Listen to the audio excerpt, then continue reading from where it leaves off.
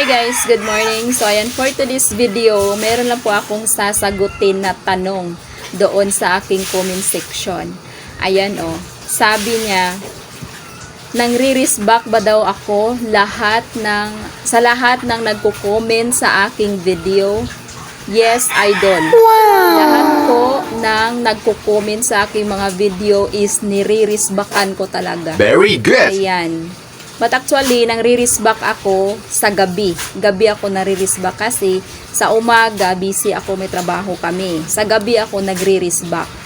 Ganyan po talaga palagi ang ating gagawin. Dapat marunong tayong makipag-respect sa lahat ng mga nagko-comment sa ating video. Ayan, mag-thank you tayo at saka re-respectan din natin sila sa kanilang mga bahay. Ganyan po ang tunay na content creator. Dapat marunong kang makipag-respect.